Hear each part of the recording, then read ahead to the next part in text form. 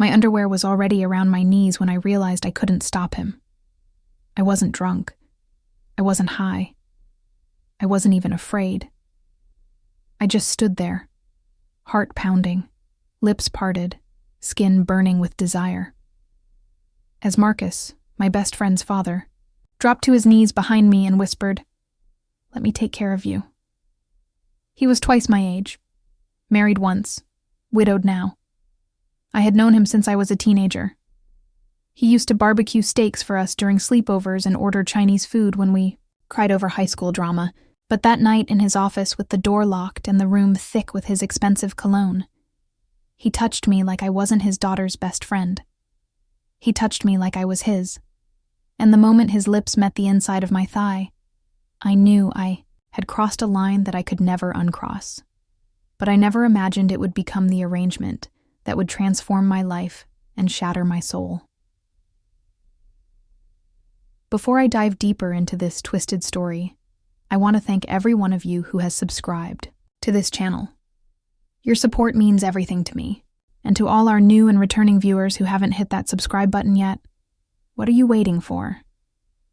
That one click fuels this space and keeps these stories coming. Your likes, your shares, your comments, they all matter deeply. So, please don't hesitate to share your thoughts in the comment section below. Let's build this community together.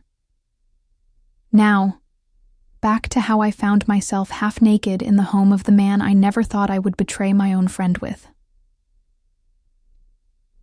My name is Jessica. I was 24 when this happened. I had just dropped out of medical school because I couldn't keep up with tuition, bills, and the constant pressure of trying to look like I had everything together. I worked double shifts at a rundown cafe off Route 95 in Richmond, Virginia. And on the nights I wasn't wiping down greasy tables, I crashed at my best friend Rachel's place. Rachel was everything I wasn't. Confident, adventurous, wealthy.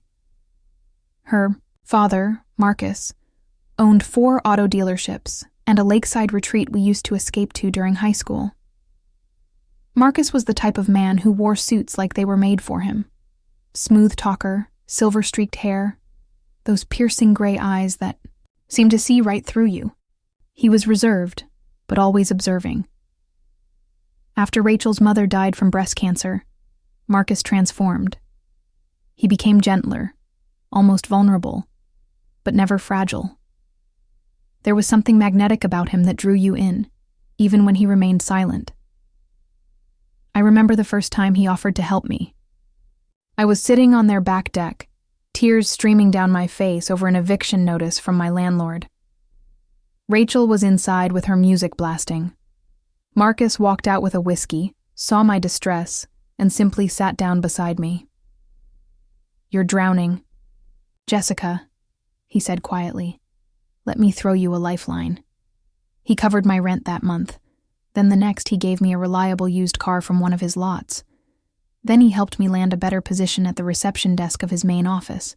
That was the beginning of our arrangement. But arrangements with men like Marcus never come without complications. One evening after closing time, I was in his office reviewing contracts when I dropped my pen. I bent over to retrieve it, and when I straightened up, he was behind me, his breath warm against the back of my neck. "You're stunning, Jessica," he said softly. I froze. That was the first time he'd ever said anything like that. I glanced over my shoulder, and his hand was already resting on my waist. I should have said something. I should have stepped away. Instead, I leaned back into him. I let it happen. I let him undress me slowly. I let him touch me in places I hadn't allowed anyone near in years. And I let myself feel incredible. So damn incredible. That night, as he kissed the sensitive skin of my inner thighs and stripped away every ounce of shame from my body, I knew something fundamental had shifted between us.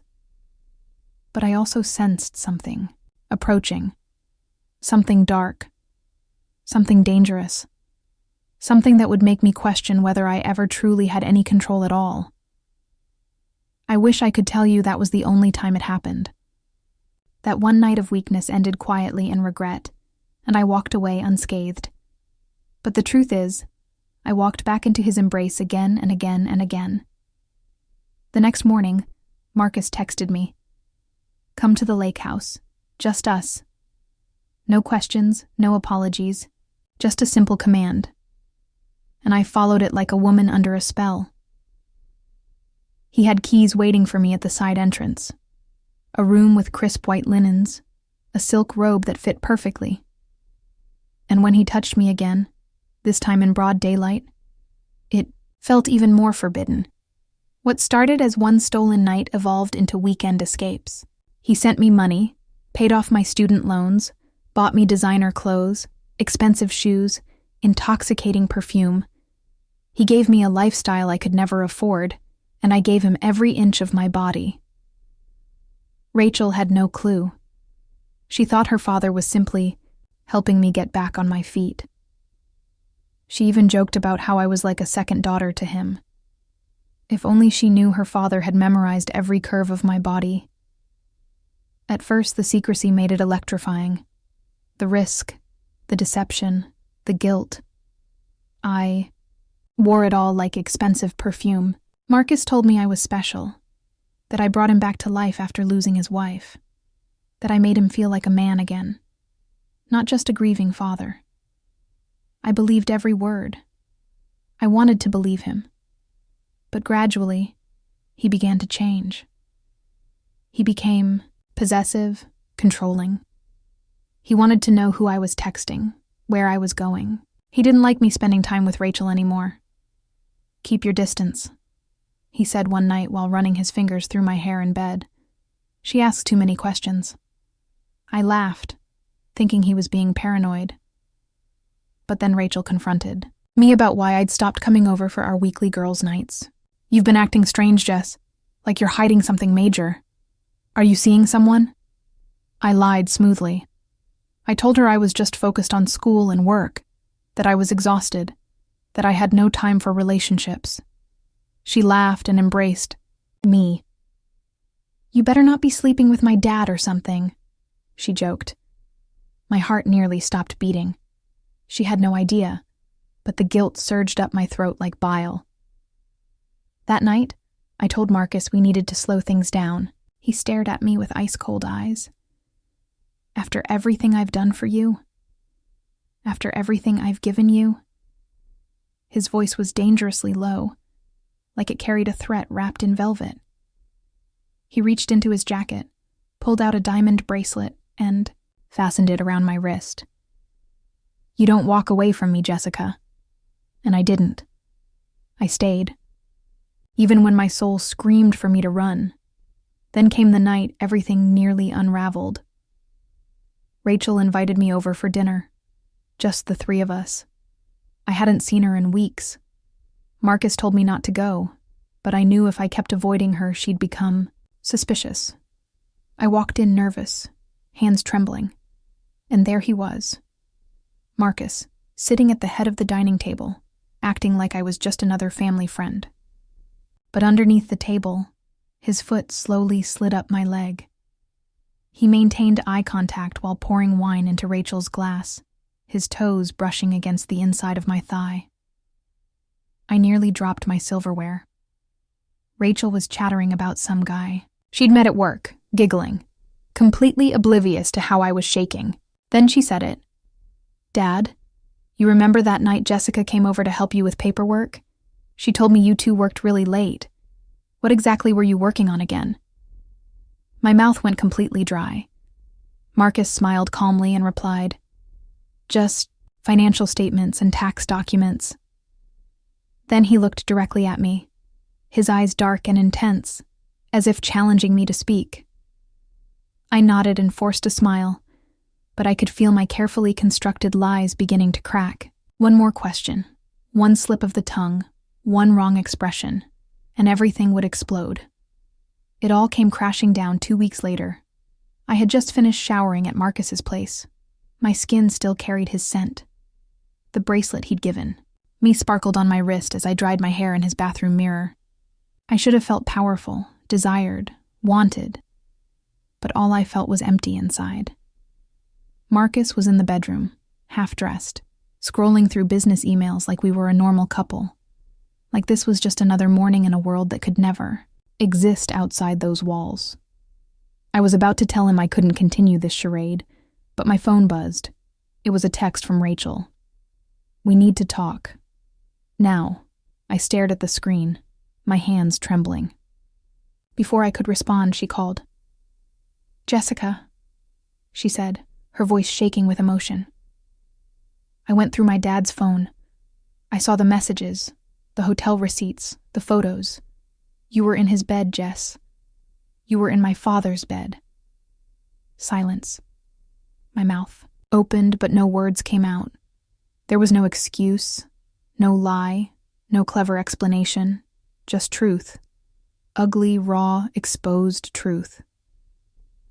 "I trusted you," she whispered, her voice breaking. "You were my best friend, my sister, and you were sleeping with my dad." Behind my back. Then she hung up. That was the last time Rachel ever spoke to me. She blocked my number immediately.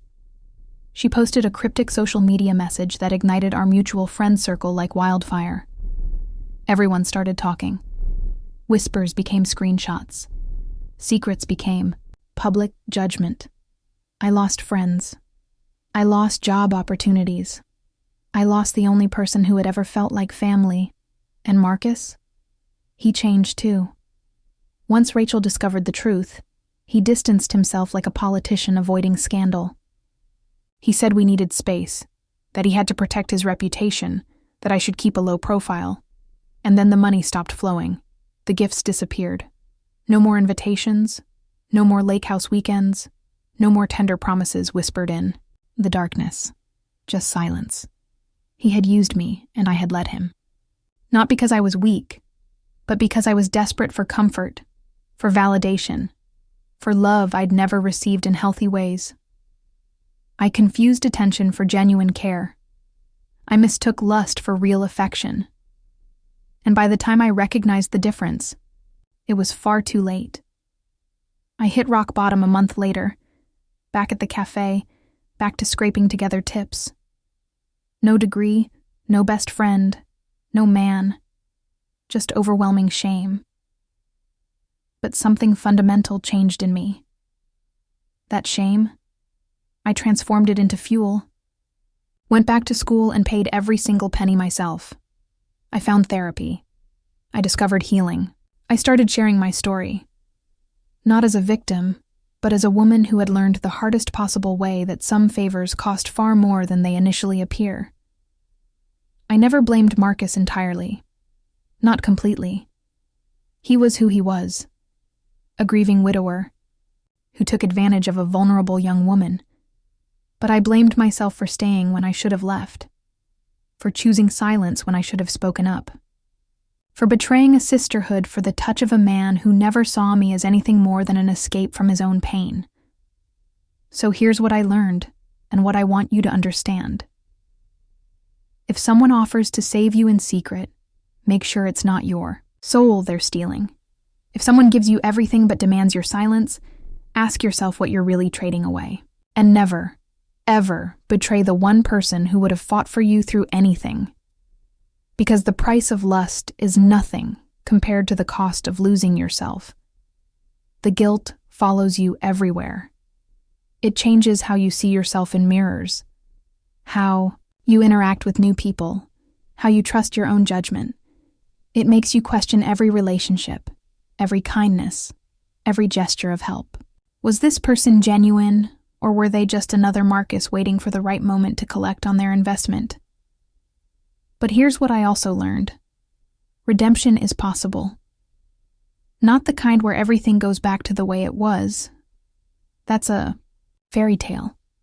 The real kind, where you rebuild yourself from the ground up, where you learn to forgive yourself for being human, for making mistakes, for being young and desperate and foolish. I'll never get Rachel back. That friendship is gone, forever, and I have to live with that. But I've learned to build new relationships based on honesty instead of desperation. I've learned the difference between someone who helps you grow and someone who keeps you dependent. Most importantly, I've learned that the version of myself who stood in that office, who let a man twice my age undress me for the promise of financial security. She wasn't evil.